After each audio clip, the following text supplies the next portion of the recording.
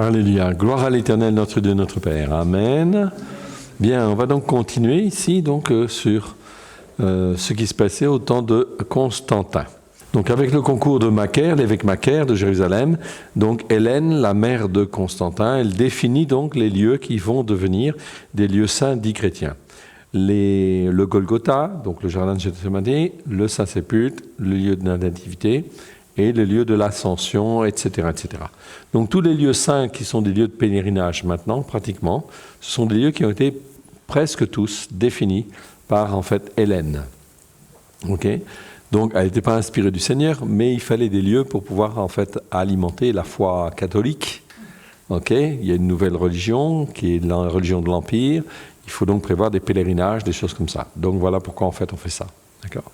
Donc quand on va là-bas, il ne faut pas être dupe sur tous les lieux où il y a des cathédrales, où il y a des églises, des choses comme cela. Ok ? Ce n'est pas forcément le lieu en question, mais c'est aussi en fait des occasions de témoigner de la théologie du remplacement. C'est ça qui est important. D'accord ? Donc comme je vous disais, au jardin à Capernaum, donc il y a une synagogue, puis il y a une église. Où il était Yeshua, il était à la synagogue. Okay ? Et qu'est-ce qu'on fait ? La théologie du remplacement avec l'église. D'accord ? Donc on explique tout ça. C'est une bonne chose.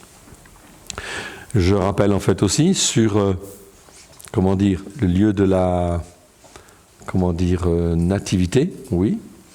Donc à Nazareth. Ok. Ouais. Bon, bref. Oui. Hélène aurait également, donc on continue, Hélène aurait également retrouvé, près de 3 siècles après les faits, la vraie croix de bois sur laquelle Yeshua aurait été crucifié, ainsi que les clous de la crucifixion. Donc ces symboles vont servir en fait de reliques, de saintes reliques, okay, alors qu'il est strictement interdit dans l'Écriture de garder des symboles ou de faire des choses qui soient des symboles, qui soient l'objet de cultes idolâtres, etc. C'est strictement interdit dans la parole de Dieu de faire des statues et de faire des images ou des représentations de choses, en fait, soi-disant saintes, etc., ou qui soient dans les lieux célestes ou sur la terre, etc., de manière à, en fait, faire un culte derrière. Tout ça, c'est une mauvaise chose, devant Dieu. Donc, les reliques, c'était effectivement donc, des choses qui ont été mises en place. Les desposini. Desposini, qu'est-ce que c'est ? Eh bien, on va en parler, c'est quand même très, très important. Donc, on voit ce que l'empereur romain Constantin veut faire, une église catholique universelle, sur tout son empire, et puis, en fait, l'évêque, en fait, aussi, de Rome, c'est bien un évêque à ce moment-là, c'est l'évêque Sylvestre, on le verra tout à l'heure. Eh bien, en fait, il décide de mettre en place, en fait, cette théologie du remplacement d'une manière officielle. Mais on va voir ce qui va se passer. Les desposini, ce sont quoi ? Eh bien, desposini, c'est un mot grec qui veut dire, en fait, qui appartient au maître, qui vient du maître. Ce mot grec vient du mot desposunos, qui veut dire qui vient du maître, ou qui concerne le maître. Donc, qu'est-ce qu'ils viennent faire là ? Eh bien, on va voir. Un certain Malachi ou Malachi Martin, c'est un prêtre qui a vécu de 1921 à 1999, donc il est mort assez récemment, quand même.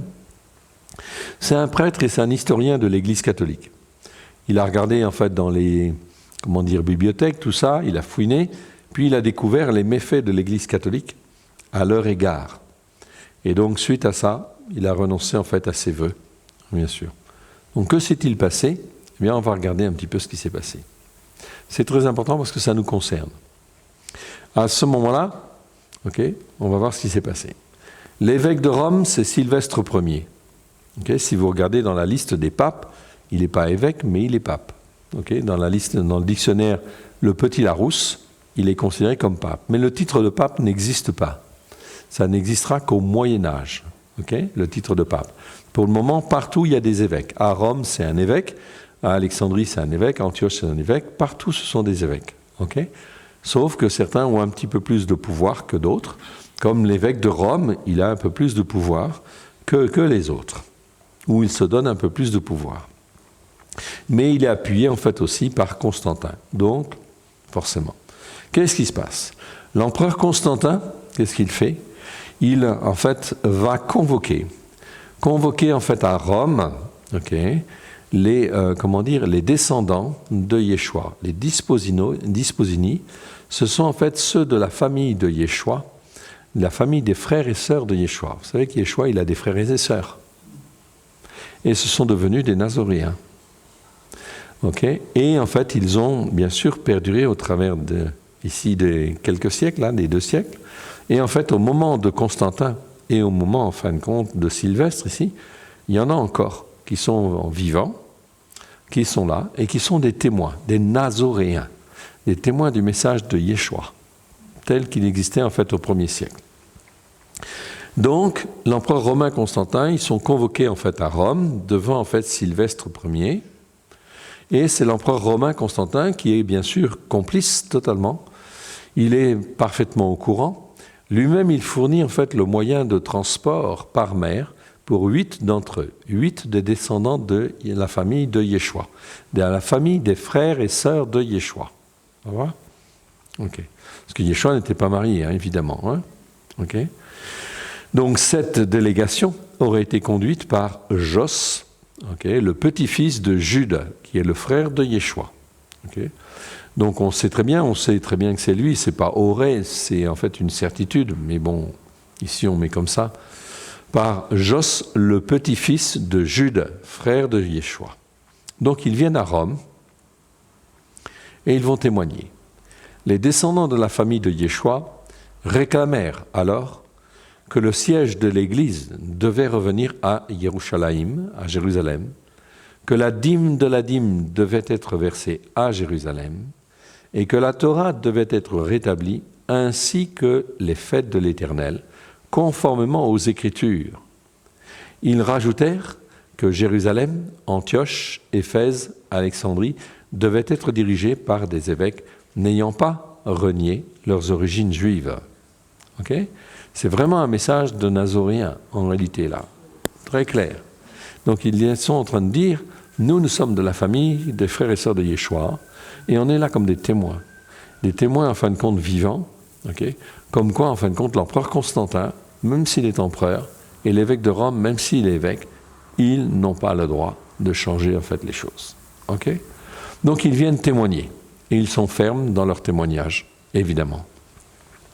Est-ce que, en fait, l'évêque Sylvestre va changer, etc. Non, bien sûr. Il va leur opposer un refus. L'évêque de Rome rejeta catégoriquement leur demande en affirmant que dorénavant, l'Église serait installée à Rome et que toute l'Église serait en fait dirigée par des évêques grecs, c'est-à-dire des évêques des nations, et non plus des évêques juifs. En accord avec l'empereur Constantin, l'évêque Sylvestre Ier décida que le message de Yeshua devait être reformulé en des termes plus occidentaux, pour des occidentaux, et selon un modèle conforme à l'Empire romain Constantin. Donc ça nous dit tout. À partir de là, tous les noms qui sont dans la Bible ont été changés pour être occidentalisés, et tout ce qui avait un rapport avec les racines juives, on le supprime, etc. Comme par exemple Yeshua, il est marqué qu'il portait en fait des franges à son vêtement. Le mot frange existe 5 fois dans les Écritures, 5 fois dans les évangiles et les actes. Mais ça, comme ça on parle des franges, ça rappelle les commandements de Dieu, eh bien en fait ça a été supprimé et on met bord à la place, bord du vêtement. Comme la femme qui avait une perte de sang, elle vint toucher le bord du vêtement de Yeshua. Donc tout ce qui rappelle la racine juive ou les racines juives, en fait on le rechange et on le modifie. Donc la tradition chez les traducteurs, depuis ce temps-là, elle est contrôlée, et ce qui veut dire que même encore aujourd'hui, dans les traductions que vous avez, eh bien en fin de compte, on ne retrouve pas effectivement les racines hébraïques de la foi la plupart du temps. Pourquoi ? Parce que derrière, il y a une volonté cachée qui vient de Rome et qui impose en fait aussi certaines choses. Donc la traduction, en fin de compte ici, les traductions ne sont pas libres. Si vous faites une traduction libre sur les racines hébraïques de la foi, il y a de fortes chances que vous ayez des réactions effectivement violentes. Okay? Mais ce qui est important, c'est de faire la volonté de Dieu.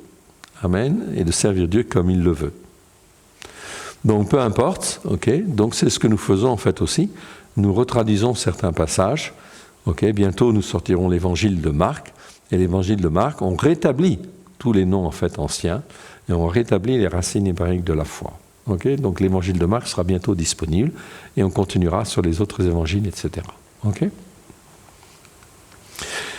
Donc les Disposini, qu'est-ce qui s'est passé ensuite? Après ce rendez-vous, Rome et l'Empire décidèrent que tous ceux qui restaient de la famille du Seigneur devaient être pourchassés par les soldats romains. Ils furent petit à petit exterminés jusqu'à ce qu'ils disparaissent tous au cours du 5e siècle. Okay? Donc ça, c'est bien sûr un complot, c'est bien sûr en fait en vue d'exterminer tout ce qui restait des racines, etc., des racines juives, des racines hébraïques. Et donc ça, effectivement, quand on sait ça, on n'a pas envie, en fin de compte, d'avoir de relations avec, effectivement, Rome et tout ce qu'ils peuvent, en fin de compte, faire ou dire. Voilà pourquoi c'est très important, l'Église protestante, quand elle a été touchée, ou les Églises évangéliques, quand elles sont touchées par le Saint-Esprit, elles doivent comprendre, ou elles devraient comprendre, qu'elles doivent couper les ponts avec Rome. Okay? Afin de ne pas participer en fait à être de quelque manière participant à ceci, à ce complot qui a eu lieu, etc. Okay? Donc on n'a rien à faire effectivement avec Rome. Okay? Et toute la théologie qui vient de Rome, de quelque manière que ce soit. C'est pour ça qu'aujourd'hui, de manière inconsciente et quelque part un peu stupide, le fait de continuer à pratiquer les fêtes de l'empereur romain Constantin, cela veut dire quoi? Cela veut dire effectivement que quelque part, on est lié à Rome d'une manière ou d'une autre. Donc ça veut dire que la puissance spirituelle de Rome a un impact, une influence sur notre manière de faire ou notre manière d'être. Voilà pourquoi il est très important de briser les malédictions, couper les liens spirituels, couper les liens d'âme avec les personnes qui nous ont enseigné ces choses-là et de libérer son âme pour s'attacher à Dieu, rien qu'à Dieu, au travers de sa parole, pleine de grâce et de vérité. Amen. C'est très important. Synthèse après Constantin. Après Constantin, il y a donc un antisémitisme violent et haineux qui se met en place, mise en place de nouveaux symboles religieux et lieux de référence pour la nouvelle Église catholique. On est dans le péché de Jéroboam en fait là, hein? Ok, tout à fait. Destruction des derniers témoins officiels des descendants de la famille, même des frères de Yeshua, des frères et sœurs de Yeshua. Ok. Synthèse des synthèses. Ici, Yaakov est le premier évêque de Jérusalem, déjà. Ok, c'est un témoignage vivant. Ok. Témoignage des consacrés consacrants ancrés sur les racines hébraïques de la foi. Jusqu'en 135 de l'ère chrétienne, il y a toujours eu un évêque qui était juif et qui était nazoréen à Jérusalem. Destruction progressive de tout ce qui rappelle les racines juives et hébraïques de la foi au cours des 2e, 3e siècles. Donc c'est une destruction progressive à droite et à gauche chez un certain nombre d'évêques qui en fait mettent en place des théologies en fait nouvelles. Mise en place de l'Église catholique universelle, catholique ça veut dire universelle, fondée sur les racines de l'empereur romain Constantin au IVe siècle, concile de Nicée, 325 de l'ère chrétienne. L'antisémitisme et la haine des Juifs dans l'enseignement dit chrétien est transmis de génération en génération. C'est pour cela que même beaucoup pensent au jour d'aujourd'hui que, en réalité, la Shoah, si elle a eu lieu, c'est parce que, en fait, aussi, dans l'enseignement, en fait, chrétien, catholique, en fait, on n'a jamais enseigné l'amour, en fait, d'Israël. Et, en fait, on est resté indifférent. Et cela a fait, justement, on s'est servi de ces choses-là. Et même de ce que Luther disait. Luther disait, les Juifs, ils ne veulent pas se convertir au christianisme, il faudrait les exterminer. Donc, Hitler va utiliser, en fait, aussi cela. Mais Luther, quand il dit cela, il a pris position déjà depuis longtemps par rapport en fait aux écrits de Moïse. Il disait nous n'avons rien à prendre en fait de Moïse. Il disait que l'épître de Jacques était un épître de paille. Il disait que l'Apocalypse, je n'y comprends rien. Et c'est un livre, en fin de compte, bon, on ne devrait même pas en tenir compte. Okay? Donc, à partir de là, effectivement, dès lors que l'on renie les racines juives, etc., on va dans des dérives, et Luther va dire des choses très mauvaises, très méchantes sur les Juifs, et Hitler va reprendre, en fait, cela. Okay? Donc, ça veut dire quoi? Ça veut dire qu'effectivement, il y a donc bien des liens spirituels avec les enseignements que l'on peut recevoir, okay? Parce que ça nous déforme. Okay? Donc, il faut nettoyer tout ça. Ok. Synthèse sur les Juifs nazoréens. Ici, donc, un petit schéma. Ici, un petit rond, on ne le voit pas très bien, en fait, en bleu foncé. On est dans les années 33 à 62. Le témoignage de Yeshua et de Yaakov, le frère de Yeshua. Nous sommes là, en fait, sur un message correspondant à des nazoréens, donc des consacrés consacrants sur la Torah, les prophètes et les psaumes. Ok? Donc, témoignage des nazoréens, ici. Dans les années 62, 66, etc., également 73 à 108, dans le monde en fait juif messianique, eh bien nous avons en fait le témoignage de qui? Le témoignage de Yaakov, le frère de Yeshua. Okay. Nous avons le témoignage en fait aussi des évêques de Jérusalem, des premiers évêques, des 15 premiers évêques de Jérusalem, dont le deuxième était Simon Ier. Yaakov, le frère de Yeshua, okay. Et ensuite, en fait, Siméon Ier. Okay. Témoignage, en fait, jusqu'en 132 de l'ère chrétienne, toujours le même témoignage, donc un rond qui est aussi aligné. Ici, j'ai un témoignage, en fait, ici, toujours des Nazoraios, des consacrés consacrants. Donc, dans les années 132, le christianisme est, en fait, en base, toujours un christianisme juif, essentiellement juif, exclusivement juif, okay, qui est, en fait, ici, préconisé par les Nazoréens, les consacrés consacrants sur la Torah, les prophètes et les psaumes. Ces assemblées, en fait, à Jérusalem, sont des témoignages vivants, et c'est Jérusalem, en fait, ici, qui est un témoignage vivant, etc., d'une assemblée messianique, sur les racines. 13 autres successeurs, en fait, de Yaakov vont être là, ok? Donc là, Yaakov, Siméon Ier, ça fait 2, et ici, 13 autres. Jusqu'en 132, il y a toujours eu le témoignage de consacrés consacrants. Bien sûr, les témoignages aujourd'hui dans les bibliothèques et puis dans les, même sur Internet, on aura du mal en fait à en trouver, okay? Comme par hasard. Tout a été effacé, tout a été nettoyé, okay? Ou presque.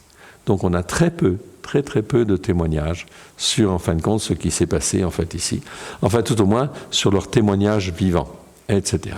Tout ça, la théologie du remplacement est passée par là pour nettoyer, refaire un peu l'histoire chrétienne. Un petit peu plus tard, en fait, ici, ok. Eh bien, en fait, ici, j'ai des points qui sont alignés. Je suis, en fait, ici, je peux dire, en fait, ici, au moment, en fait, ici, dans les années 325-327. 325-327, c'est quoi? C'est le témoignage des Desposini, c'est-à-dire de la famille des frères et sœurs de Yeshua. Ils sont, en fait, ici, comme des témoins, comme des Nazoréens. Okay. Des témoins de la vérité, des témoins sur en fait la Torah pleine de grâce et de vérité, des consacrés consacrants. Qu'est-ce qu'ils réclament? Que l'Église en fait revienne en fait sur la Torah, les prophètes et les psaumes, que les fêtes de l'Éternel puissent être restituées. Donc avant on les pratiquait, mais ici en fait elles doivent être restituées. Que la ville principale où doit être le siège de l'Église, c'est Jérusalem, parce que tout est parti de Jérusalem. Amen. Okay. Donc il témoigne de tout cela, etc. ici. Donc j'ai des points ici, on est toujours sur le même message, etc. Donc quand on continue en fait au travers en fait ici des siècles, eh bien on arrive à 2019 ici. J'ai bien le même témoignage pour les Juifs et pour les nations qu'on a vu en fait hier. On est bien sur le témoignage des consacrés consacrants qui doit perdurer dans le temps et être sur la même ligne. Okay. Donc aujourd'hui, les Juifs messianiques doivent également être sur le même témoignage des consacrés consacrants du 1er siècle, etc., à savoir sur la Torah, les prophètes et les psaumes à la lumière de Yeshua. Donc, un juif messianique ou des juifs messianiques qui se trouvent être ici, sur les racines de l'empereur romain Constantin, qui sont plus, par exemple, en fait, pentecôtistes que des pentecôtistes, etc. Est-ce que ce sont des juifs messianiques qui sont bien posés? La réponse est non. On n'est pas sur les bonnes racines. Si j'ai des juifs messianiques qui disent, en fait, voilà, le Talmud, c'est la vérité, nos pères dans la foi, c'est rabbin qui va, rabbin ceci, rabbin cela, etc. Ils sont posés sur les racines des pharisiens. Est-ce qu'ils sont posés sur la même ligne, en fait, ici? Non. La seule manière d'être sur cette ligne-là, c'est de dire, en fait, la Torah est la vérité. Il faut être posé, en fin de compte, sur les racines hébraïques de la foi, sur la Torah, les prophètes et les psaumes, à la lumière de Yeshua. Okay. Et en fait grandir en fait ici. Amen, c'est le seul point. Mais c'est valable pour les Juifs et pour les nations en fait aussi. Pétros, Pierre, termine notamment une de ses lettres en proclamant que tout enseignement devra être approuvé par Yaakov, okay, le frère de Yeshua, et que tout apôtre, docteur, prophète, okay, doit auparavant soumettre exactement à Yaakov, le frère de mon Seigneur, tout enseignement. Donc les enseignements devaient bien être posés d'une manière claire, sans ambiguïté, sur les racines hébraïques de la foi. Amen. C'est pour ça qu'aujourd'hui on peut se poser des questions vraiment très importantes, okay, à savoir quand on écoute un pasteur, quand on écoute une prédication, un évangéliste, cela, est-ce qu'il est posé sur les racines ou pas? Alors s'il n'est pas posé, il faut faire attention. D'accord? Il faut dire ça, c'est pas forcément bon à manger. Ok? Donc il faut trier. Ok? Ça ne veut pas dire que tout ce qu'il va dire c'est mauvais, mais ça veut dire que le fondement de base, il n'est pas là. Donc s'il n'est pas là, ça, on ne peut pas s'y fier à 100%. Ok? Et malheureusement, en fait, aujourd'hui, on va dire que presque toutes les assemblées, il y a très peu d'assemblées qui sont sur la Torah, les prophètes et les psaumes, même chez les Juifs. Chez les Juifs messianiques, vous avez des Juifs messianiques qui sont plus pentecôtistes que des pentecôtistes, d'autres qui sont plus rabbiniques que des rabbins, des gens qui sont bien posés sur la Torah, les prophètes et les psaumes, vous n'en avez pas beaucoup. D'accord? Mais ça va venir. Amen. Par la gloire de Dieu. Amen. Parce que ça suffit le mensonge, okay, et c'est en instruisant, en formant en fait les personnes, les croyants, pour qu'ils comprennent effectivement qu'il n'y a qu'une seule vérité, c'est la Torah, et que c'est là qu'il faut être posé, et rien que là. Ok. Après la destruction du temple, que s'est-il passé chez les Juifs? Donc je vais en fait présenter un petit peu ce qui s'est passé en fait après la destruction du temple en 70, pour que vous connaissiez un petit peu ce qui s'est passé et que vous puissiez bien comprendre ce qui se passe dans le milieu juif en fait ici. On a beaucoup parlé du milieu chrétien ici, maintenant on va parler un petit peu du milieu juif en fait ici. Okay. La destruction du temple qui a eu lieu en 70 va marquer le monde juif, bien sûr traditionnel, les juifs messianiques mais aussi les chrétiens des nations. Jusqu'alors, dans la société juive, il y avait des Sadducéens, ça vous savez, des pharisiens, oui, des Esséniens, oui bien sûr, des Zélotes, oui bien sûr, mais aussi des Nazoréens, okay, des Juifs messianiques, qui étaient plantés sur la Torah, les prophètes et les psaumes. C'était une communauté de Juifs parmi d'autres Juifs.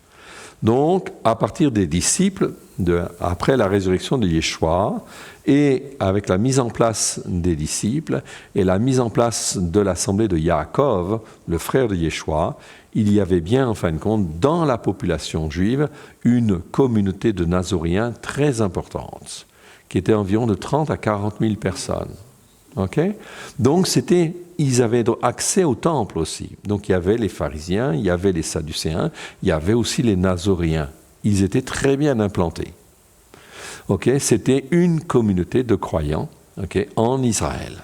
Mais une communauté de croyants qui était très bien reconnue et aussi reconnue même par Rome, parce qu'au moins avec eux, il n'y avait pas de problème. Jamais de dispute, etc. La grâce et la vérité étaient là et l'onction du Seigneur était là. Okay? Donc ils étaient reconnus et en fait c'était vraiment un grand mouvement. Un grand mouvement qui en fait ici ça a touché beaucoup, en fait, les pharisiens et les sadducéens, parce que beaucoup de sacrificateurs qui étaient, en fait, ici, chez les sadducéens ou chez les pharisiens, ou de tendance pharisienne, etc., eh bien, sont venus à Yeshua et ont suivi la voie. Donc, ça veut dire que le parti des pharisiens et le parti des sadducéens a beaucoup diminué, en fait, en puissance et en notoriété. Okay. Voilà pourquoi eux-mêmes, ils ont en fait ici, pour ceux qui restaient, qui ne voulaient pas croire en fait ici en Yeshua, eh bien en fait ils ont durci leur cœur et ils ont exprimé de la haine vis-à-vis en fin de compte des Nazoréens en fait ici, des Juifs messianiques. On va le voir. Les Nazoréens juifs messianiques de la communauté de Jérusalem sont pour la plupart partis pour Péla, en Jordanie, vers les années 66. Pourquoi ? Parce qu'en 70, le temple va être détruit. À partir de 66, ça va être la révolte à Jérusalem, révolte contre les Romains, de 66 à 70. Et en 70, c'est le général Titus qui vient à Jérusalem et qui détruit la ville et détruit le temple. D'autres ont constitué des groupes de maisons. Donc il y en a qui sont partis en fait là-bas, et d'autres ont constitué des groupes de maisons en dehors de Jérusalem, dans le pays ou à l'étranger. Enfin, une partie d'entre eux se sont regroupés avec des Juifs traditionnels dans les synagogues du pays ou à l'étranger, dès lors que ces synagogues, effectivement, étaient relativement tolérantes. Quand elles étaient tolérantes, elles acceptaient les Juifs messianiques. Ce n'était pas un problème. Okay. Donc au début, ça ne posait pas trop de problèmes. Après la destruction du temple, donc entre les années 70 et les années 100, okay, deux grands mouvements apparaissent parmi en fait les Nazoréens, c'est-à-dire les Juifs messianiques du 1er siècle. Ceux qui veulent garder les écrits de Paul. Okay. Or, nous savons que toute l'écriture est inspirée de Dieu et utile pour enseigner, pour convaincre, pour corriger, pour instruire, pour la justice, afin que l'homme de Dieu soit accompli et propre à toute bonne œuvre. Okay. Donc, il y a des Juifs messianiques qui voulaient garder absolument en fait, les écrits de Paul en fait, également. Tous les écrits de Paul. Et il y a ceux qui ne voulaient pas garder les écrits de Paul. Ces derniers sont de plus subdivisés en deux groupes. Ce qu'on appelle les Ébionites, okay, et les Elkassaïtes. Bon, je ne vais pas beaucoup détailler en fait ça, mais c'est quand même important de savoir qu'il y a des différences et que ces différences, on va les voir apparaître en fait aussi. Okay. Tous ces mouvements-là, okay, ce type de mouvement, vont réapparaître dans les temps qui viennent. Parce que les uns ne veulent que ceci, ou les autres ne veulent que cela, etc. Donc, en fait, on va se retrouver avec toutes sortes en fait, d'influences. Donc, il faut trier. Ce qui est important, c'est de garder tous les enseignements, en fait, ici, de Paul également. Donc, ici, les Ébionites, les Elkassaïtes. Les Ébionites, ici, ça vient du mot Ébion, ça veut dire, en fait, pauvre, en fait, en hébreu. Yeshua est le Messie, donc ils disent Yeshua est le Messie, mais ils ne reconnaissent pas sa divinité. Okay. Donc c'est important, parce qu'en fin de compte, on voit aussi apparaître ça, même dans les milieux évangéliques maintenant. Il y a aussi des pasteurs qui disent « Ah, Christ n'est pas Dieu ». Alors, dire ce genre de choses, c'est vraiment grave, parce qu'en fait, le fait que Christ soit Dieu, et il est Dieu aussi. D'accord ? Ok, c'est important. C'est important de le dire et c'est important de l'affirmer. Donc eux, ils disent en fait le Messie n'est pas Dieu. Or, quand un pasteur évangélique dit Christ n'est pas Dieu, ça devient très grave. Ça devient très très grave parce qu'il est là dans une dérive spirituelle en fait fondamentale, ok, et extrêmement grave qui va entraîner des dérives très très fortes. Et cela vient en fin de compte aussi d'Afrique.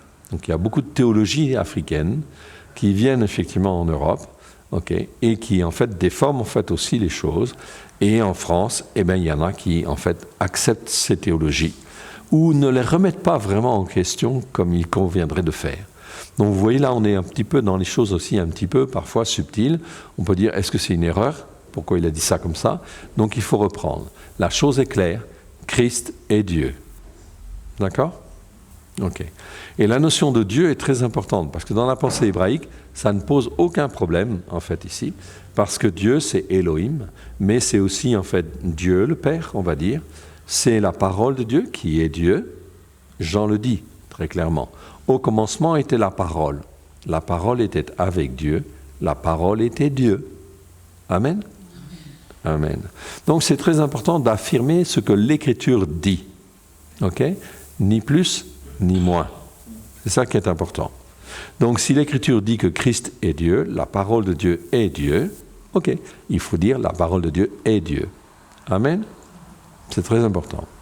Donc il refuse la divinité de Christ. Donc ça fait appel à des mouvements qui peuvent venir et qui vont venir, qui sont déjà là.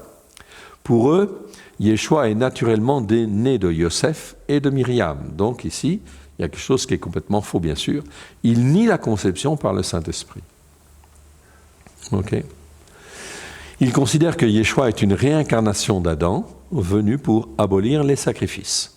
Seulement l'évangile de Matthieu en version en fait hébreu. Donc eux ne reconnaissent dans l'ensemble en fait des écrits. Nous ici nous avons 66 livres qui constituent en fait un ensemble qui se tient très bien.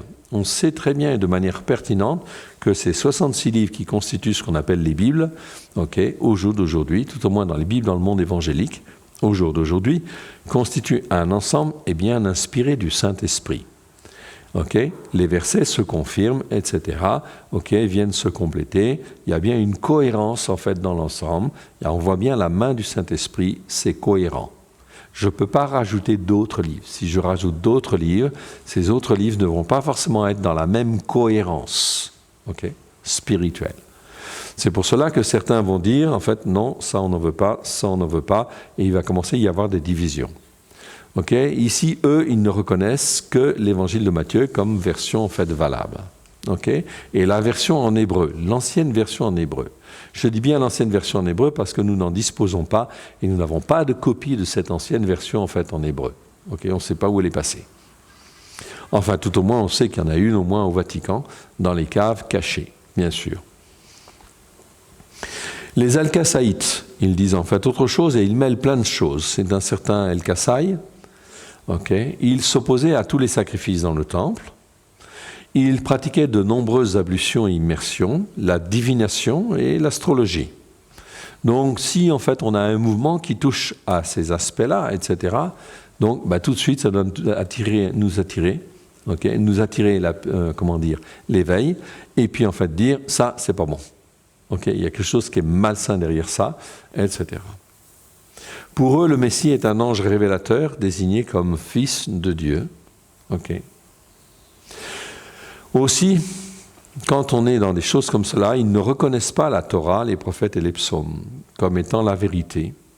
Or, en fait, ici, qu'est-ce que dit Dieu dans 2 Thessaloniciens, chapitre 2, versets 11 et 12 ? « Aussi Dieu leur envoie-t-il une puissance d'égarement pour qu'ils croient au mensonge, afin que tous ceux qui n'ont pas cru à la vérité, mais qui ont pris plaisir à l'injustice, soient condamnés. » Donc, vous voyez tous ces gens-là, en réalité, qu'est-ce qui se passe ? Ils n'ont pas cru que la Torah, les prophètes et les psaumes, c'était la vérité. Et donc, résultat des courses, ils sont entraînés, en fin de compte, à des dérives. C'est exactement ce qui va se passer dans les temps qui viennent. Beaucoup de dérives vont avoir lieu. C'est pour ça qu'en fait, il faut apprendre à discerner, à juger d'une manière juste d'après l'Écriture. Si Dieu dit que ça, c'est pas bien, il faut dire que ça, c'est pas bien. S'il dit que ça, c'est bien, il faut dire que ça, c'est bien. Amen. Pour apprendre à bien juger. 1 Jean chapitre 3 verset 24. Celui qui garde ses commandements demeure en Dieu et Dieu en lui. Et nous connaissons qu'il demeure en nous par l'Esprit qu'il nous a donné. Apocalypse 3, 10. Parce que tu as gardé la parole de la persévérance en moi, je te garderai aussi à l'heure de la tentation qui va venir sur le monde entier pour éprouver les habitants de la terre. Matthieu 15, 6. Vous annulez ainsi la parole de Dieu au profit de votre tradition. Yeshua disait cela aux pharisiens et aux scribes. Vous annulez la parole de Dieu au profit de votre tradition. La tradition, elle annule la parole de Dieu. Les gens sont tellement ancrés dans la tradition qu'ils font des choses, ils ont du mal à en sortir. Et en fait, au lieu de venir à Dieu, d'écouter Dieu, la Torah, en fait, ils privilégient la tradition. Le culte le dimanche, le ceci, le cela. Vous en avez un exemple ce matin. C'est très clair. Apocalypse 22, versets 18 à 19. Je le déclare à quiconque entend les paroles de la prophétie de ce livre. Si quelqu'un y ajoute quelque chose, Dieu le frappera des fléaux décrits dans ce livre. Et si quelqu'un retranche quelque chose des paroles du livre de cette prophétie, Dieu retranchera sa part de l'arbre de la vie et de la ville sainte décrit dans ce livre. Donc on ne se moque pas de Dieu. Parmi les derniers versets du chapitre 22 de l'Apocalypse, Dieu nous donne, au travers de Christ, un avertissement. Okay? Un avertissement très clair. On ne peut pas toucher à la parole. Retrancher des choses, c'est grave. Okay? C'est très très grave. C'est pour ça que toute la théologie du remplacement, en fait, ici, elle est en fait ici très mal positionnée, bien évidemment, et il faut de la repentance, se remettre en question. Mais la tradition est tellement pesante que c'est pas pour ça qu'ils vont choisir de sortir de là. Amen. Mais il faut qu'ils fassent le premier pas, qu'ils reconnaissent que la Torah est la vérité au travers de Christ Yeshua et qu'ils veuillent se repentir. S'ils veulent se repentir, à ce moment-là, Dieu, par son Saint-Esprit, va agir pour les faire sortir. Mais si dans leur cœur, ce n'est pas sincère, eh bien, ils vont rester là où ils sont. Ok ? Ils ne peuvent sortir de leur état que si et seulement si leur attitude de cœur vis-à-vis de Dieu est sincère. Vous ne pouvez rien faire. La seule chose que vous pouvez faire, c'est prier, intercéder pour qu'il y ait un esprit de repentance, d'une part, lier les mauvais esprits, c'est tout, ok, pour les esprits religieux, pour que Dieu puisse les toucher par un esprit de repentance. Nous travaillons avec Dieu, nous sommes ouvriers avec Dieu, c'est Dieu qui fait pousser, et c'est Dieu, c'est l'Esprit Saint qui touche de repentance. Nous ne faisons pas pousser, nous semons, on arrose, ok, on laboure un petit peu, etc. la terre, ok, on sème, on arrose, ok, mais qui est-ce qui fait pousser ? C'est Dieu. Amen. Donc c'est très important d'apprendre à marcher avec Dieu, oui bien sûr. L'endurcissement des Juifs traditionnels contre les Nazoréens, oui. Suite à la destruction de Jérusalem, donc du temple en 70, le Rabbam Yohanan ben Zakkai, okay, c'est un pharisien tanaïte. Les tanaïtes, c'est en fait la branche la plus dure des pharisiens. Elle créa une académie talmudique à Yavne et devint un des premiers fondateurs du judaïsme rabbinique. Donc ça, c'est pour vous expliquer ce que c'est que la tradition en fait rabbinique. Donc ici, c'est un pharisien tanaïte. Nous sommes en 70, Jérusalem est détruite, le temple est détruit. Tous les croyants, okay, tous ceux qui en fait font partie de la société juive à l'époque, qui sont des pharisiens, qui n'ont pas écouté le message de Yeshua, qui n'ont pas écouté le message des disciples, qui ont endurci leur cœur, okay, ils sont là. On est donc là, c'est un pharisien tanaïte, okay, qui n'a refusé le message de Yeshua, refusé le message des disciples, et donc, après la destruction du temple, ils vont constituer ce qu'on appelle une académie talmudique, une académie pour étudier le Talmud, okay, à Yavne. Yavne, c'est au nord en fait de Tel Aviv. Et il devient le fondateur du judaïsme rabbinique. Yohanan ben Zakkai, connu sous le nom de Ribaz, serait né en moins 47 et il serait mort dans les années 80. Donc vous voyez, on est en pleine période de Yeshua et en fait des disciples. C'est donc un juif contemporain de Yeshua. Disciple de Hillel Azaken, okay, dit Hillel l'Ancien, Yohanan ben Zakkai s'opposa très souvent aux Sadducéens et fut ce que l'on appelle un grand réformateur du judaïsme. Okay. Du judaïsme, en fait, ici, okay, dans le but de mettre en place la théologie, en fait, une théologie rabbinique, en fait, ici. À la fin du 1er siècle, les pharisiens tanaïtes devinrent majoritaires, comme on l'a vu, et ils se rassemblèrent à Yavne. D'une façon générale, tous ceux qui s'opposaient aux pharisiens tanaïtes, okay, furent appelés en hébreu du mot de min, M-I-N, que l'on peut traduire par hérétique et traître. Tous ceux qui n'avaient pas la même théologie que les pharisiens tanaïtes étaient considérés comme des hérétiques ou des traîtres. Donc ça se passe entre 70 et les années 100 à peu près. Donc eux, ils constituent l'école talmudique ici. Et en fait, on va rassembler dans cette école tous les enseignements des pharisiens. On rassemble en fait cela, ok ? Pourquoi ? Parce que, en fait, par opposition aux Nazoréens, bien sûr. Donc il y a une opposition entre les Nazoréens et les gens qui sont des pharisiens en fait ici. Ici, ces pharisiens tanaïtes, ils disent « le temple il a été détruit, Jérusalem a été détruit parce que les Nazoréens ont ramené une nouvelle manière de voir les choses et c'est à cause d'eux que le temple a été détruit et que Jérusalem a été détruite. » Donc ils s'endurcissent dans le cœur en ayant une position très dure et ils vont en fin de compte ici les considérer comme des traîtres, comme des hérétiques et ils vont en fin de compte dans leurs prières rajouter en fait des prières de malédiction contre les Juifs messianiques. Ce mot au pluriel minime désignera à la fin du 1er siècle au Moyen-Orient et en Occident d'abord les Nazoréens, c'est-à-dire les Juifs messianiques qui sont ancrés sur la Torah, les prophètes et les psaumes, à la lumière de Yeshua. Au début, ça ne concerne que les Nazoréens. Mais à partir en fait, du début du IIe siècle, le mot minime va s'étendre aussi à tous les chrétiens des nations qui croient en fait en Yeshua, et en fait ils vont être inclus dans ces malédictions en fait ici.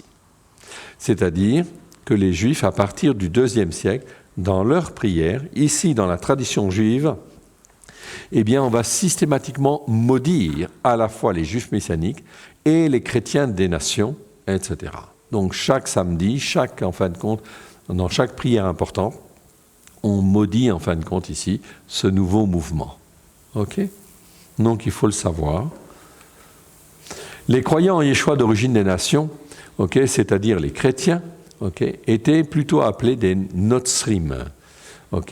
Les Nazaréens, c'était les Nazoréens, en fait au départ, c'est les Juifs et les croyants des nations au 1er siècle, mais à la fin du 1er siècle, il y a bien une dénomination qui apparaît, Nosrim, qui ne concerne que les chrétiens qui sont des nations, ici. Dès lors apparaît dans les prières quotidiennes des Juifs traditionnels, tanaïtes, une modification notable. La prière du Shmoné Etzré, c'est ce qu'on appelle une prière des 18 bénédictions, comprend une 12e bénédiction qui n'est pas une bénédiction, ça s'appelle le Birkat Aminim. C'est en fait la bénédiction des hérétiques. En fait, ce n'est pas une bénédiction, c'est une malédiction. En réalité, ce n'est pas une bénédiction, mais une malédiction prononcée 3 fois par jour contre les minimes.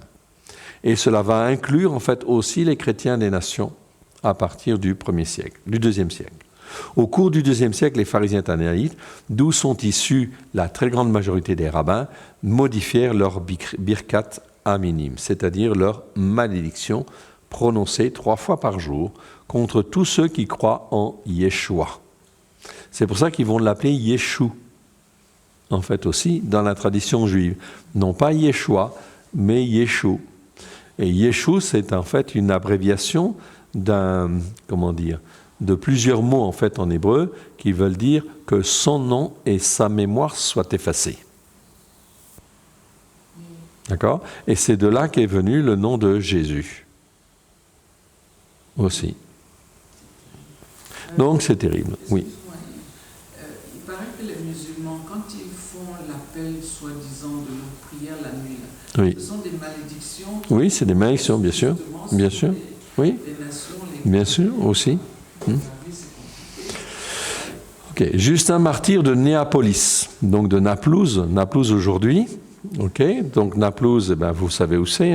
C'est en fait aujourd'hui en terre d'Israël, mais c'est dans ce qu'on appelle en fait les territoires palestiniens. Ok. Donc il était en fait évêque là-bas vers les années 150. Il dira: la prière des Juifs appelée 18 bénédictions contient bien une malédiction contre tous ceux qui croient au Christ, donc à la fois contre les Juifs messianiques, puis contre les chrétiens. Nous sommes là, sur la terre d'Israël, qui vient d'être rebaptisée la Palestine par l'empereur romain Adrien, Pourquoi? Parce que nous sommes dans les années 150 et l'empereur Hadrien débaptise la terre d'Israël pour l'appeler la Palestine, en 132. Donc ici, nous voyons bien que les prières chez les Juifs traditionnels ici, sont bien des prières aussi qui sont faites contre tous ceux qui croient dans le Christ. Ceci va attiser les disputes, les discordes, les divisions, bien évidemment, entre les Juifs traditionnels et les chrétiens des nations. Donc il va y avoir des conflits oraux, des disputes de mots, etc., entre les chrétiens des nations et les Juifs de la tradition. Les Juifs messianiques ne sont jamais là-dedans. Eux, ils sont à part, ils ne se mêlent pas du tout de ces disputes de mots, etc. Pourquoi? Parce que les chrétiens des nations, ils s'écartent de la Torah, donc pour eux, ils sont dans des dérives, et en fait, les Juifs qui sont dans la tradition n'ont pas reconnu le Christ, donc ils sont dans la dérive en fait aussi.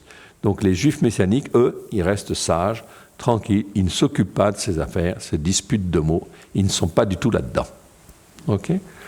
Donc, mais c'est important de comprendre qu'il y a deux mondes. Il y a un monde juif, en fait, ici, qui est en train de s'enfermer, de s'endurcir sur ses positions. Et de l'autre côté, il y a un monde chrétien qui n'est plus du tout sur la Torah, ou qui s'écarte de la Torah, qui s'endurcit, en fait, également. Donc, entre ce monde chrétien qui s'endurcit et le monde juif qui s'endurcit, ici, il y a donc des conflits et des échanges très virulents. Les Juifs messianiques qui sont au milieu, ils ne s'occupent pas de ça, ils ne rentrent pas là-dedans. Pourquoi? Parce que la vérité, c'est la Torah. Amen. Eux ne sont plus sur la Torah pleine de grâce et de vérité, et eux ne s'écartent de la Torah. Donc c'est bien important de comprendre ça. Tout ce qui rassemble, c'est sur la Torah. Si ce n'est pas sur la Torah, ça ne peut pas rassembler. La plupart des Nazoréens durent sortir, bien sûr, compte tenu qu'il y avait maintenant ces malédictions qui sont prononcées 3 fois par jour. Cela veut dire que les Juifs messianiques qui étaient dans les synagogues plutôt tolérantes en fait, au départ, elles ne peuvent plus rester, évidemment, parce qu'elles ne peuvent pas prononcer ces prières contre ces frères et contre les Juifs messianiques ou contre les gens des nations. La plupart des Nazoréens durent sortir des synagogues pour créer des groupes de maisons. Seuls ne purent rester que ceux qui se trouvaient dans des synagogues plus tolérantes, oui, bien sûr. Épiphane de Salamine, au cours du IVe siècle, dans sa notice 29 du Panarion, consacrée aux Nazoréens, dit « Cependant, ils, les Nazoréens, sont très haïs par les Juifs, bien sûr les Juifs de la tradition, car non seulement les enfants des Juifs nourrissent de la haine contre eux, mais le peuple aussi se lève le matin, le midi et le soir, 3 fois par jour, et ils prononcent des jurons et des malédictions sur eux quand ils disent leurs prières dans les synagogues. 3 fois par jour, ils anathémisent, c'est-à-dire qu'ils maudissent en disant que Dieu maudisse les Nazoréens. Ça, c'est au IVe siècle. Donc vous voyez que ça ne se passait pas très bien. Cela confirme bien qu'au IVe siècle, il y avait encore des Nazoréens, oui, des gens qui étaient fidèles sur la Torah, malgré les difficultés. C'est-à-dire des croyants en Yeshua attachés à la Torah et aux prophètes. En fait, si l'Éternel a permis que les Nazoréens soient rejetés des synagogues, c'est pour que les groupes de maisons et les assemblées des nations puissent les accueillir, afin de garder les racines hébraïques de la foi et d'y rester ancrés. Bien évidemment, est-ce que Dieu voulait que les Juifs messianiques restent dans les synagogues? La réponse est non. Donc Dieu voulait aussi et fallait qu'ils sortent de là. Et normalement, ils auraient dû aller dans les assemblées.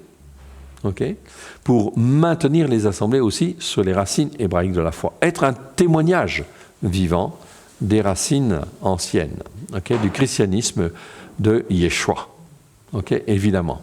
Mais dans un certain nombre de ces assemblées des nations, on commençait à rejeter les racines juives. Donc ce qui faisait qu'en fait, ils n'avaient plus qu'une seule solution, c'est de créer des groupes de maisons, etc. Tout simplement. Et c'est ce qu'ils ont fait.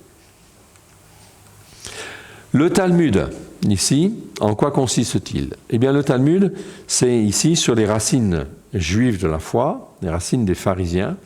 Le Talmud, c'est en fait ici les rabbins qui rassemblent c'est-à-dire les pharisiens du 1er siècle, qui rassemblent tous les enseignements des pharisiens, qui existaient au temps de Yeshua.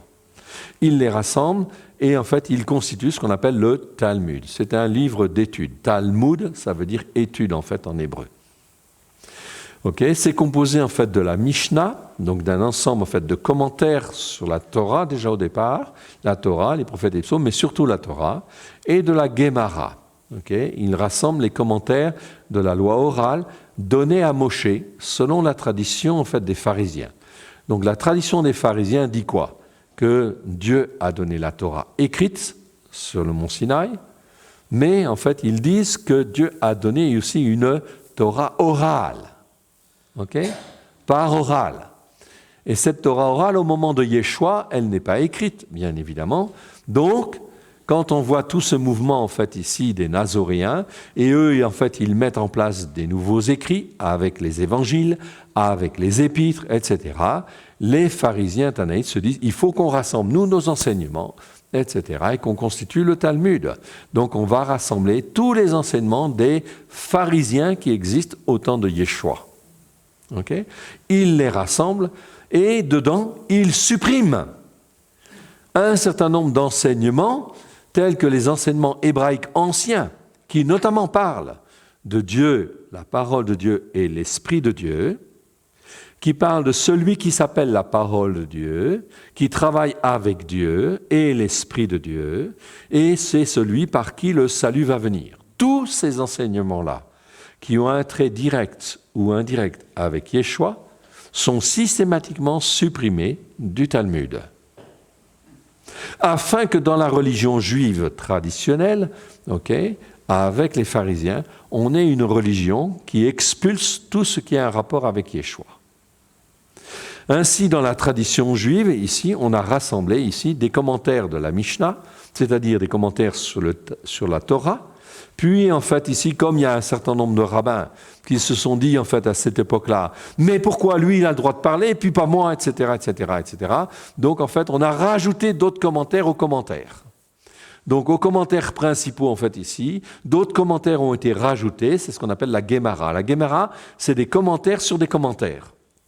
Donc le Talmud, ça rassemble un ensemble de commentaires des pharisiens, qui est très importante. Donc il y a là-dedans beaucoup de connaissances. Et quand un rabbin dit quelque chose, en fait, on garde tout ce qu'il a dit, même s'il a dit des choses qui ne sont pas très inspirées, on va le garder, parce que les rabbins disent, en réalité, même s'il a dit une erreur, plus tard, dans les années qui suivent, d'autres rabbins pourront lire et dire là, il a dit une erreur, c'est pas comme ça qu'il fallait, et on continue en fait à garder les enseignements. Mais on les garde. Et on les garde, ça fait qu'en fait, il y a 11 livres en fait au moins, etc. Donc il y a beaucoup de commentaires. Si bien qu'on peut en fin de compte passer toute sa vie à étudier le Talmud sans approfondir vraiment la Torah, les prophètes et les psaumes. Le Talmud, c'est l'enseignement, en fin de compte, ici, c'est les commentaires des rabbins. Aujourd'hui, dans la tradition juive au travers des siècles, tous les juifs de la tradition sont enseignés selon le Talmud, en fait, ici, principalement, c'est-à-dire qu'on n'étudie pas dans le détail la Torah, les prophètes et les psaumes. Si vous parlez à un juif de la tradition, la plupart du temps, il sait très bien ce que c'est que la Torah quand même, on est bien d'accord, sans trop l'approfondir, enfin la lumière de Yeshua n'est pas là, mais en réalité, ils savent quand même certaines choses, donc on est bien d'accord. Il y a beaucoup de connaissances, on est d'accord. Beaucoup de connaissances. Vous pouvez passer toute votre vie à étudier le Talmud, mais la vraie connaissance, elle est où? Elle est en Christ. Amen? Oui. Shalom. Donc, on peut dire que le Talmud, c'est un peu le contraire de l'évangile, des évangiles. On peut dire que, en fait, d'une manière claire et précise, que le Talmud, c'est le reflet de l'enseignement des pharisiens au temps de Yeshua. C'est très clair, c'est très bien de dire cela. Et c'est tout à fait conforme et c'est incontestable. Donc, ce qui veut dire qu'en réalité, aujourd'hui, quand en fait vous savez que Yeshua, qu'est-ce qu'il disait? Il disait aux pharisiens et aux scribes, vous êtes des hypocrites parce que par vos commandements que vous rajoutez, vous annulez la Torah. D'accord? Ça, c'est très important de bien comprendre ça. Ainsi, en fait, ici, aujourd'hui, les Juifs de la tradition, le problème, c'est qu'ils étudient presque toujours, en fait, toujours pratiquement le Talmud. Donc, ils vont étudier ces commentaires des rabbins. Donc, les commentaires des rabbins, puis les commentaires des commentaires. Ça, c'est le commentaire de la Torah, et ça, c'est le commentaire des commentaires de la Torah. Okay? Donc, c'est des commentaires.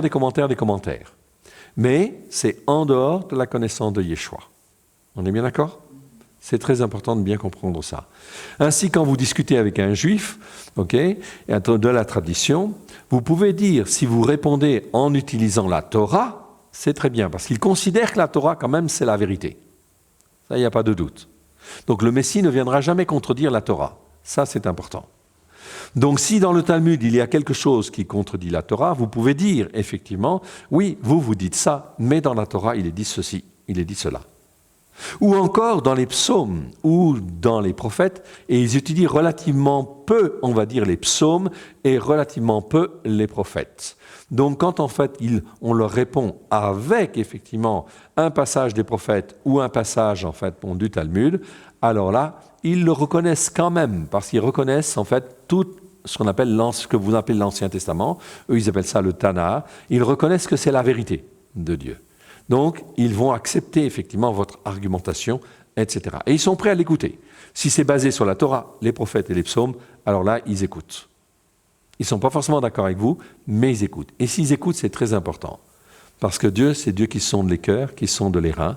Et au travers de la parole qu'il va dire par votre bouche, de la Torah, des prophètes ou des psaumes, eh bien, cela va toucher, en fin de compte, leur cœur. Et effectivement, ils peuvent être transformés et se poser les bonnes questions à ce moment-là. Vous comprenez? C'est très important. Donc le Talmud, en fait, ici, c'est pas la vérité, en fait, ici. Pourquoi? C'est pour ça qu'en fait, ici, dans le Talmud, donc j'explique en fait un petit peu la Mishnah, ici.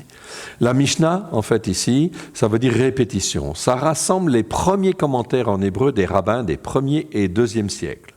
Commencé par le rabbin Yohanan ben Zakkai, pharisien tanaïte. Donc la branche des Tanaïtes, c'est la branche la plus dure des pharisiens. Elle s'achève avec Rabbi Yehuda Anassi, dit Rabbi, qui fait le principal travail de rassemblement des textes. Donc tous ces textes ont été rassemblés, ça a duré plusieurs siècles, mais ça a constitué ce qu'on appelle la Mishnah, le cœur même des commentaires. Ensuite, la Gemara, écrite, elle, en araméen. Elle est écrite en hébreu, elle est écrite en araméen. Ça rassemble les commentaires des rabbins sur la Mishnah. Donc, c'est des commentaires sur les commentaires. Ils sont faits par les Amorim, c'est-à-dire ceux qui parlent, ceux qui expliquent. Donc, il y a 2 Talmuds, Talmud de Jérusalem et le Talmud palestinien, établis principalement à la hâte au cours des 3 premiers siècles. Moins important que le Talmud de Babylone. Le Talmud de Babylone, lui, il est très très important. Beaucoup de commentaires. Talmud de Babylone et Talmud Bavli, beaucoup plus complet que le Talmud de Jérusalem. Il fut terminé au VIe siècle, bien évidemment. Donc ça nous explique un petit peu donc, ces commentaires.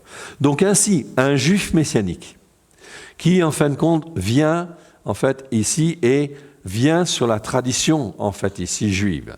Et qui dit en fait ici, nos pères dans la foi, c'est rabbin Akiva, rabbin ceci ou rabbin cela. Ce sont les sages, on appelle les sages d'Israël. C'est eux qui ont la vérité. Je dis cela parce que j'en connais, et je sais très bien qu'il y a bien en fin de compte ici plusieurs, effectivement, juifs messianiques en France, qui disent effectivement que les sages d'Israël, c'est eux qui ont la vérité, qui savent interpréter les Écritures. Mais les sages d'Israël, ce sont les rabbins des premiers siècles, en réalité. Mais ces rabbins du premier siècle, ce sont tous des rabbins qui, en fin de compte, ont refusé le message de Yeshua et le message des disciples. Alors, ils ne sont pas si sages que ça. D'accord? Puisque toute la sagesse, elle est en qui? Elle est en Christ Yeshua. Ok? Donc c'est très important de comprendre cela. Voilà pourquoi, ici, dans le monde juif, comme on l'a vu en fait dans le monde chrétien avec Constantin, ici le monde chrétien est enfermé dans un certain nombre de doctrines fausses, Mais on voit aussi que le monde juif, en réalité, dans la religion juive, on est enfermé dans en fait une tradition religieuse aussi qui est très dure. Dieu le permet encore, bien que certains rabbins commencent à se poser des questions et savent très bien que le Jésus qui est enseigné chez les nations, c'est en réalité le Messie, mais que le message qu'il donne a été déformé et transformé. Okay? Donc ils commencent à comprendre ça. Ça, c'est le Saint-Esprit qui fait ce travail dans leur cœur. Et un jour va venir, bientôt, où justement les voiles qui est sur les Juifs va effectivement se déchirer, et à ce moment-là, ils vont comprendre, et ils vont venir en fait ici au milieu, comme je vous ai expliqué, sur les racines de la Torah, des prophètes et des psaumes, comme on enseigne en fait ici. En fait, Dieu dans sa bonté veut ramener le monde chrétien sur les racines hébraïques de la foi, mais il veut ramener aussi son peuple, okay? Son peuple qui est égaré dans la religion juive traditionnelle, qui est issue des pharisiens, veut les ramener sur la Torah, les prophètes et les psaumes aussi. Ça, c'est le travail de Dieu, okay? Par son Saint-Esprit. Et il faut donc essayer d'accompagner petit à petit et comprendre en fait cela. Okay?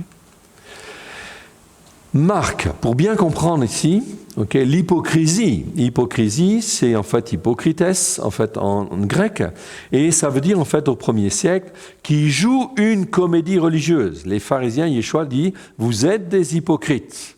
Vous, les pharisiens, les scribes, etc., parce que par vos commandements, vous rajoutez en fait toutes sortes de commandements, mais en réalité, vous jouez une comédie religieuse. C'est une comédie religieuse. Ça ne mène à rien.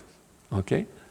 Et en fait, avec cette comédie religieuse, eh bien, vous entraînez les croyants dans, en fin de compte, des pratiques qui sont inutiles, stupides, et qui n'amènent pas à s'attacher à Dieu et à rester attachés à Dieu au travers de Christ Yeshua. Donc Yeshua va leur dire, vous êtes des hypocrites. Voyons un petit peu ce qu'il dit. Marc chapitre 7, versets 12 à 13. Vous ne le laissez plus rien faire pour son père, okay, ou pour sa mère, annulant ainsi la parole de Dieu par votre tradition. La tradition, en fait, ici, est quelque chose d'extraordinairement, en fin de compte, ici, dommageable, parce que si la tradition, si ce que je fais dans la tradition est contraire à la parole de Dieu ou à la Torah, je dois apprendre à ne pas le faire. Amen. Ici, annulant la parole de Dieu par votre tradition que vous avez établie. Et vous faites beaucoup d'autres choses comme cela, beaucoup de choses semblables. Ici, on est dans la tradition religieuse juive. Okay? Donc ici, c'était l'époque des pharisiens. Et aujourd'hui, les rabbins se disent, okay? Ils disent très clairement, moi je connais très bien le rabbin de Nantes, c'était un ami. Okay? Donc il savait que j'étais messianique, donc on avait la possibilité de discuter ensemble et il écoutait. Donc c'était très bien. Okay? On a beaucoup échangé. Et je lui dis, mais pourquoi vous dites que vous êtes héritier des pharisiens? Parce que Yeshua, ce qu'il dit des pharisiens dans, en fait, les évangiles, c'est quand même pas forcément très glorieux. Moi, je ne me vanterais pas d'être, en fait, d'avoir pour héritage les pharisiens. Alors, il m'expliquait, il me disait, nous, en fait, nous sommes héritiers des pharisiens. C'est vrai, parce que les pharisiens, en fait, au départ, c'était des hommes très instruits. Et c'était des hommes qui cherchaient dans la parole de Dieu la vérité. Et c'est vrai qu'au début, les mouvements des pharisiens, c'était un mouvement qui était sincère. Mais c'était un mouvement qui était sincère, mais qui était aussi, qui a dérivé en fait assez vite, en rajoutant toutes sortes de commandements, etc., pour en fait essayer de prémunir en fin de compte le péché, les transgressions, les iniquités. Et ils ont rajouté des commandements, rajouté des commandements, rajouté des commandements. Et les gens en fait après ne passaient leur temps qu'à lire ces commandements, étudier ces commandements, mais pas le principal, pas la Torah, avec grâce et vérité. Vous comprenez? C'est ça le problème. Donc ici, la tradition, elle est très dangereuse parce qu'en fait, elle va annuler la parole de Dieu. C'est vrai, en fait, ici, dans le monde juif, c'était vrai, en fait, hier, c'est aussi vrai, comme on l'a vu hier et aujourd'hui, avec la tradition chrétienne. Vous le comprenez très bien. Okay? Noël est rentré dans la tradition chrétienne. Okay? Pourtant, on a vu que c'était Constantin. Ça n'existait pas avant le 5e siècle. Okay? Okay? Les croyants en Yeshua ne pratiquaient jamais Noël, ne pratiquaient toutes les autres fêtes, ne les pratiquaient pas. Okay? Ils pratiquaient que les fêtes de l'Éternel. Okay? Et donc la tradition chrétienne, c'est la même chose. Elle tue la parole de Dieu quelque part, bien évidemment. Elle tue en fait la Torah de la même manière. Matthieu 23, verset 13. Yeshua dit « Malheur à vous, okay? Scribes et pharisiens hypocrites. » Quand Yeshua dit « malheur », ça veut dire quoi, « malheur à vous » ? C'est une malédiction qui est posée là. Okay?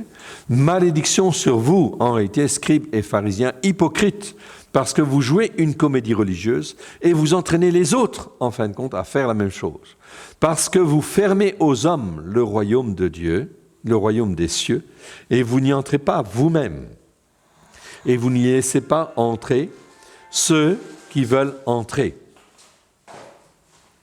Matthieu 15, versets 1 à 9. Alors, des pharisiens et des scribes vinrent à Jérusalem auprès de Yeshua et dirent « Pourquoi tes disciples transgressent-ils la tradition des anciens ?» Donc les pharisiens, bien sûr, et les scribes, ils sont rentrés dans une certaine tradition religieuse, etc. Okay. Et ils parlent de la tradition des anciens, et la tradition des anciens, elle prévaut sur en fait la grâce et la vérité que Yeshua veut exprimer en fait ici. Car ils ne se lavent pas les mains quand ils prennent leur repas. Que va répondre Yeshua ? Il leur répondit, « Et vous, pourquoi transgressez-vous le commandement de Dieu au profit de votre tradition ?» Ok ? Donc c'est très clair. Car Dieu a dit, « Honore ton père et ta mère, et celui qui maudira son père ou sa mère sera puni de mort. » Ok ? Ce qui est important, c'est de s'occuper de sa famille d'abord, en fait en premier. Okay? Ça, c'est fondamental, bien évidemment. Ça, c'est dans la Torah. Okay? Et ici, en fin de compte, les pharisiens disaient, si tu offres quelque chose en fait à Dieu au temple, ok, c'est pas grave, tu n'as pas besoin de t'occuper de ton père et ta mère. Si ton père et ta mère sont dans le besoin, tu dois t'occuper de ton père et ta mère d'abord. Ok? Mais vous dites, celui qui dira à son père ou à sa mère, ce dont j'aurais pu t'assister est une offrande à Dieu. Tu vas faire une offrande à Dieu alors que ton père et ta mère est dans le besoin ? Non. N'est pas tenu d'honorer son père et sa mère ici. Ok ? Vous annulez ainsi la parole de Dieu au profit de votre tradition. C'est extrêmement important d'apprendre à comprendre. C'est pour ça que Dieu dit, écoutez mes commandements, mes lois. Mais aussi, il dit mes jugements, ma manière de juger les choses. Okay? C'est très important. C'est mishpat, mot qui est très mal traduit dans nos traductions, mais Dieu veut nous enseigner à juger d'une manière juste. Ce qui est juste devant Dieu, c'est effectivement de juger comme Dieu juge. Quand il dit ça c'est bien, tu fais comme ça c'est bien, et tu fais comme ça c'est mal, eh bien si Dieu dit comme ça veut dire que je dois dire la même chose. Je dois apprendre à juger comme Dieu juge. Et je suis désolé, mais le mot mishpat, mishpatim au pluriel, dans nos traductions, est très très mal traduit, ce qui veut dire que les croyants, et notamment les croyants des nations, avec les traductions qu'ils ont, sont incapables de comprendre. Pourquoi ? Parce qu'ils ne peuvent pas, en fait, accéder à cette connaissance que Dieu veut nous donner. C'est d'apprendre à juger, c'est-à-dire d'apprendre à être un homme et une femme debout, à être mature comme Dieu le veut. Et ça, c'est important, très important. J'ai une question, Yves. Oui. À propos au niveau de ton père et ta mère. Oui. Si par exemple un père ou une mère n'a pas pris sa responsabilité, c'est-à-dire qu'il n'occupe pas ses enfants, Oui. donc l'enfant doit honorer aussi. Oui. Tu dois toujours honorer ton père et ta mère, même si en fait ils ne font pas bien les choses, n'ont pas bien fait les choses. Ça ne veut pas dire que tu sois d'accord avec eux. Non. Donc tu dois le dire, tu dois expliquer. Mais tu dois honorer ton père et ta mère. Ok ? Même si leurs pratiques ne sont pas justes devant Dieu, tu dois respecter ton père et ta mère. Pourquoi ? Parce que Dieu t'a construit et t'a conçu au travers d'eux. Et c'est normalement l'image en fait de Dieu au travers d'eux. Normalement. C'est-à-dire qu'ils auraient dû être un père qui éduque, une mère qui éduque, qui façonne, qui instruise. Bon, ils n'ont pas fait leur travail, oui, bien sûr, ok, mais c'est pas à toi de juger ça. C'est à Dieu de juger. Mais toi, tu dois respecter le commandement. respect, Ok. c'est bien, mais après, il faut aussi, dans le besoin, si... S'ils sont dans le besoin, voilà. Ils doivent pas être, si ils sont dans le besoin, tu dois aider. Ok ? C'est le but de la Torah, c'est le but de montrer l'exemple, parce qu'au travers de ça, au travers de cet exemple-là, peut-être ils vont comprendre certaines choses. Ok ? Dieu va les toucher au travers de ça. Mais ça veut dire aussi qu'il faut prier pour eux, pour lier les esprits et dans lesquels ils sont, par lesquels ils sont enchaînés, etc. Car s'ils agissent comme ça, c'est parce qu'il y a des malédictions sur eux, etc. Et qu'en fin de compte, ils sont tenus par tout un certain nombre de mauvais esprits, ils sont liés, ils sont enchaînés. Et en fait, dans le nom de Yeshua, vous pouvez prier pour qu'ils puissent être touchés d'un esprit de repentance, lier les mauvais esprits, pas les chasser, surtout pas. Okay ? Mais les lier de manière à ce qu'ils puissent être touchés d'un esprit de repentance avant que leur vie ne s'arrête. Ok ? Donc vous annulez ainsi la parole de Dieu au profit de votre tradition. Hypocrite. Ok ? Ésaïe a bien prophétisé sur vous quand il a dit « Ce peuple m'honore des lèvres. Okay ? Il m'honore des lèvres, mais son cœur est éloigné de moi. Okay ? C'est en vain qu'il m'honore en enseignant des préceptes qui ne sont que des préceptes d'hommes, que des commandements d'hommes. » Okay ?